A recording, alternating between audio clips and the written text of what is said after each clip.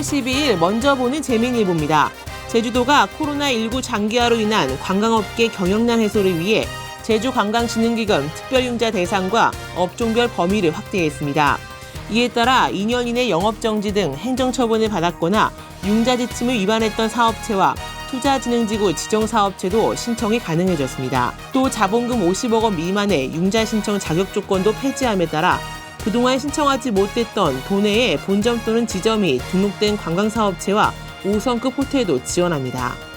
제주관광진흥기금 융자 규모는 총 5,700억 원이며 만기 상환기간을 추가로 1년 더 연장했고 금리도 종전 0.75%에서 0.62%로 인하했습니다.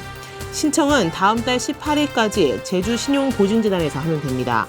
제주특별자치도가 재난긴급생활지원금의 체계적인 운영을 위해 자문단을 구성합니다. 재난긴급생활지원금 자문단은 지원 대상과 지급액, 지급 시기, 지급 방법 등에 대한 전반적인 자문을 수행하게 됩니다. 자문단은 행정부지사를 위원장으로 학계와 법조계, 전문가, 시민단체, 도민대표 등 관계부서장 등이 참여한 16명으로 구성할 예정입니다. 제주도는 이달부터 코로나19로 생계에 어려움을 겪고 있는 도내 중위소득 100% 이하 가구에 제주형 재난긴급생활지원금을 현금 지급하기로 했습니다. 코로나19 사태 장기화로 관광지와 학교를 중심으로 운행하는 버스 노선이 감축됩니다. 제주도는 지난달 대중교통 이용객이 지난해 같은 기간에 비해 38.5%가 급감함에 따라 36개 노선에서 51대를 감축 운행한다고 밝혔습니다.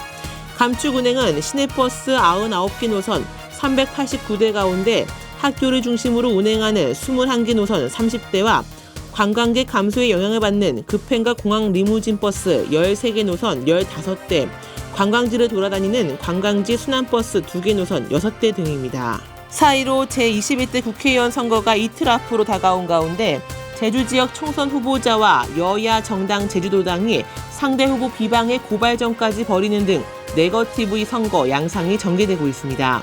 송재호 후보의 대통령 제주 방문 요청 발언에 대해서 미래통합당 중앙당 선대위가 공방에 가세하고 있는 가운데 여야 제주도당이 고발과 상대 후보 비방전에 집중하면서 이번 주 이틀 남은 선거운동 기간에 네거티브 선거가 심화될 것 아니냐는 우려가 나오고 있습니다. 자세한 내용 재미일보 정치면에서 보실 수 있습니다. 4.15 총선 사전투표가 역대 최고 투표율인 26.69%를 기록했습니다.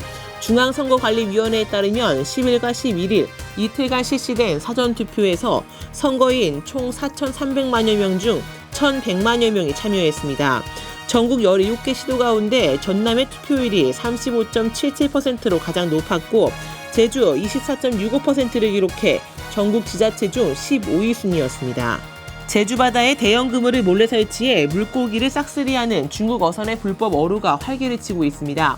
제주해양경찰청에 따르면 지난 8일과 9일 불법 중국 어선들이 우리 측 배타적 경제수역에 불법 설치해둔 범장망 어구들을 강제 인양해 안에 있던 어획물을 해상으로 방류했다고 밝혔습니다.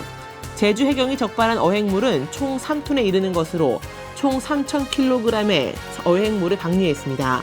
자세한 내용 재미일보에서 보실 수 있습니다. 지금까지 먼저 보는 재미일보였습니다.